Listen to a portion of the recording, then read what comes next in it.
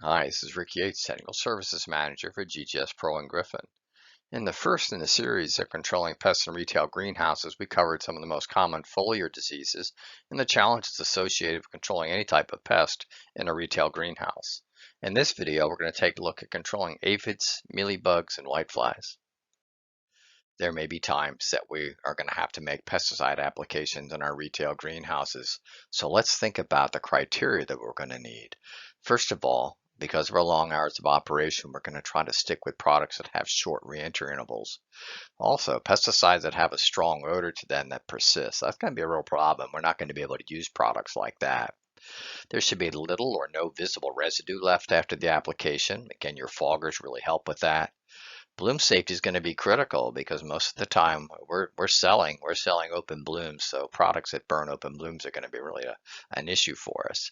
As much as we can, we want to emphasize biorational and reduced risk pesticides, also with an eye to pollinator safety, because in a lot of cases, what's sprayed tonight may be in someone's garden tomorrow. And if these products have edible crops on the label, that's a big plus because generally in a retail setting, we've got ornamentals and edible crops being grown side by side. A couple of quick disclaimers since we're going to be talking about various pesticide products here for a while. One is that it's the grower's obligation to read and follow all the label requirements. The pesticide label is the law. And I'm going to mention products I have a lot of confidence in, but there certainly could be other products that'll be safe and effective as well. Just as we did with the foliar diseases, we're going to try to select pesticides that control all three of these pests. So we're not stocking a lot of insecticides either. So we're talking about aphids, mealybugs, and whiteflies. Aphids are ubiquitous in greenhouses. They attack almost all types of plants. There's even an aphid that attacks cactus. They come in many colors and so forth, but they all do the same thing. They use a piercing mouth part to extract plant sap. Most of us are familiar with mealybugs because of the propensity to attack the tropical plants that we bring up from Florida, and that certainly is a big issue. On top of that, we find them on a wide variety of crops now. I've seen them on vegetative coleus, on ivy geraniums, on herbs, on ornamental grasses, so the host range of mealybugs is quite wide. And one of the reasons they're so difficult to control is the fact that they spin this waxy coating that deflects pesticides away from them. So controlling them is difficult, but we have some ideas. Whiteflies primarily a pest of poinsettias. If you are retailing poinsettias, you know all about whiteflies. But we do see them in spring crops sometimes.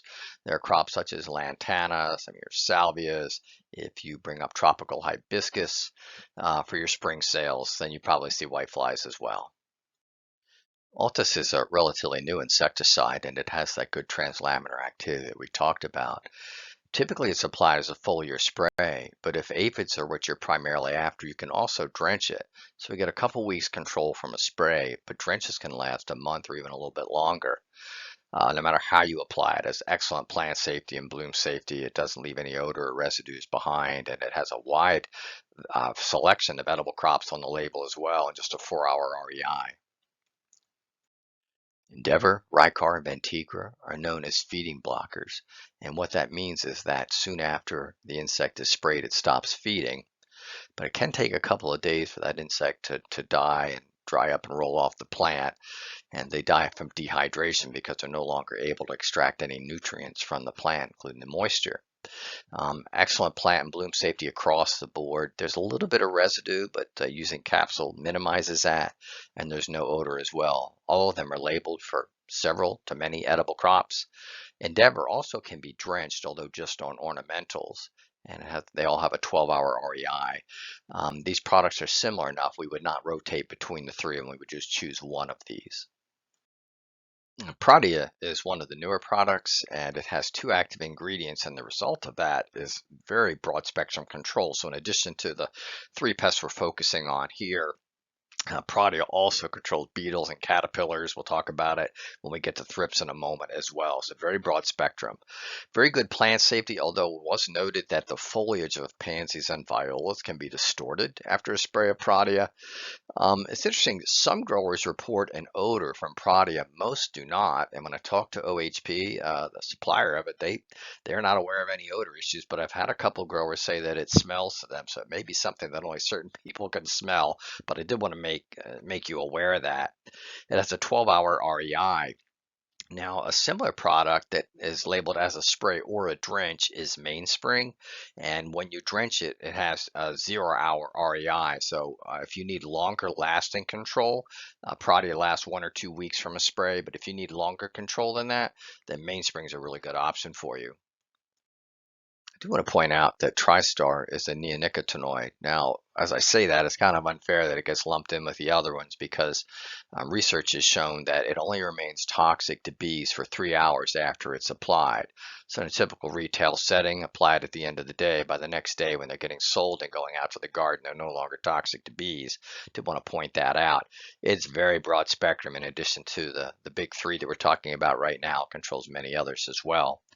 Very good plant and bloom safety. The exception is verbena. Several varieties of verbena get a yellow chlorotic band around the margin of the foliage. That's the only issue of phytotoxicity I'm aware of. There's no odor. It's labeled for vegetable transplants and has just a 12-hour REI. Well, thank you very much for your virtual participation in this webinar. I wanted to point out if you have any questions that you think of after the presentation is over, you can contact my teammates and myself at the email address below. Thanks again.